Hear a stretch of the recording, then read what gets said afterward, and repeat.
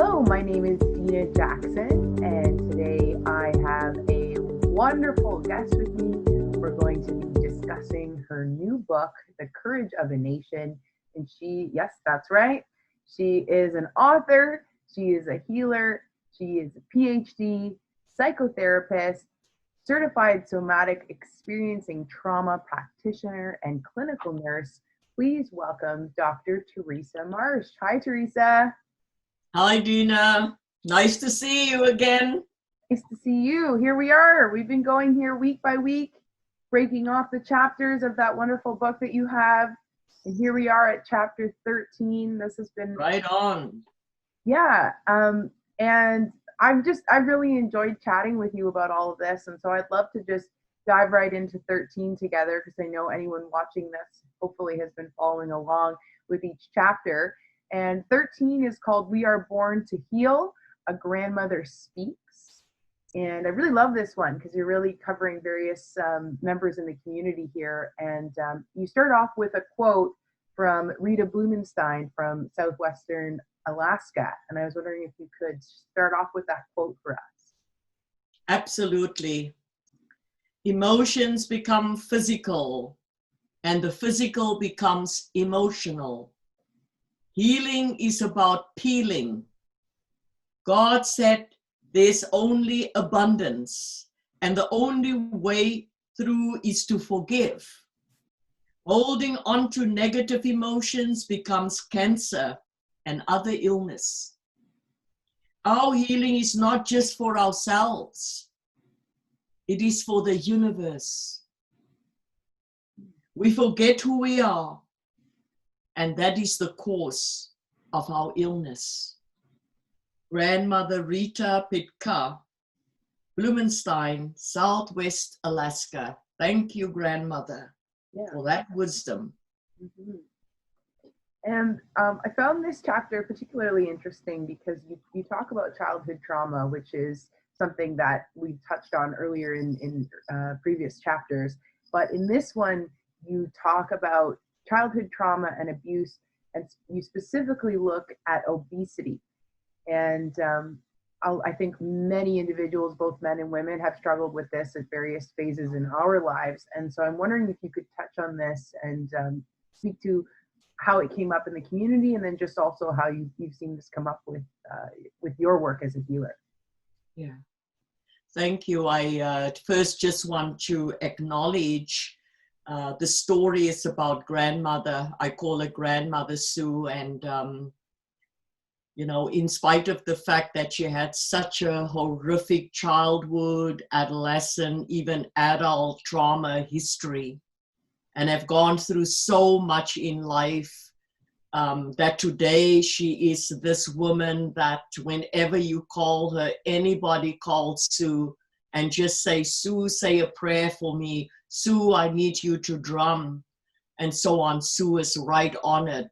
She drums for people that are struggling and suffering, and so I just want to acknowledge you, Sue, today for talking to the readers in this chapter about your story.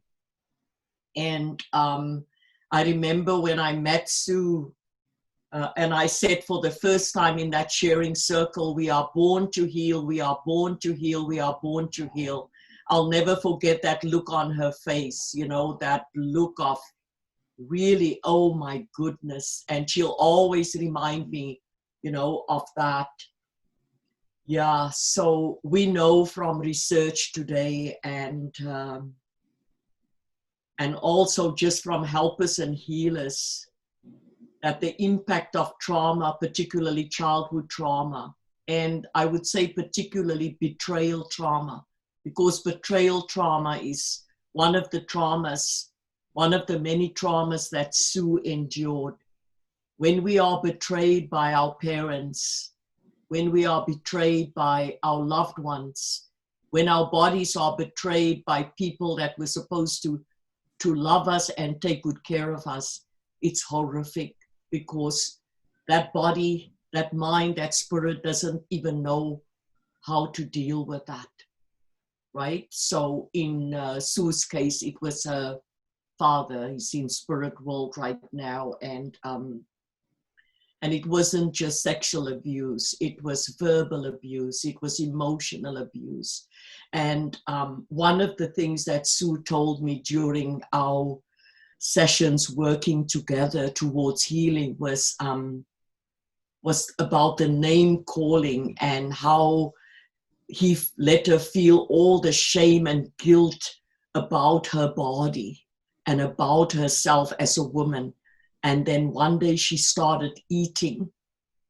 And as we know that when we eat or when we have good thoughts or even smell food, there's an abundance of dopamine release. That dopamine, that the same with any addiction, any drug, it's the amount of dopamine that gets released in the system that gives us that good feelings of optimum wellness and goodness. And that's how her addiction started, with the food.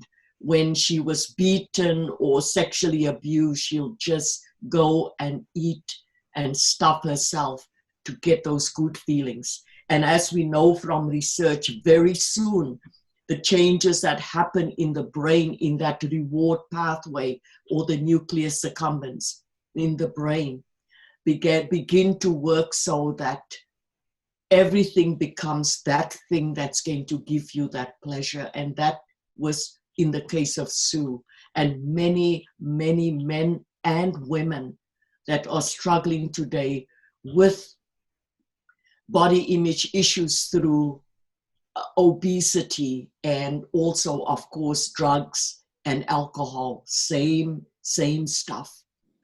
And I remember earlier on, I told Sue that we were not born to hurt ourselves, Sue.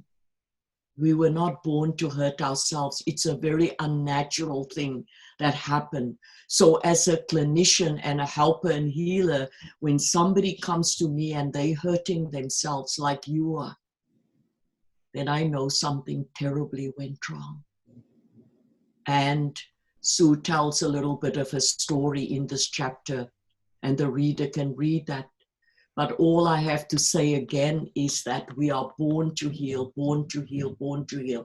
And Sue, over the years, has still struggled with weight gain and, you know, feeling big and that, but she's moved forward. She belongs to Overeating Anonymous. She lead those circles for women, for men as well, and just helping people and helping people understand. Because again, readers, both trauma and addiction, they no fault diseases. It was not our fault. It was not your fault. It was not our fault. Nobody asked to be traumatized.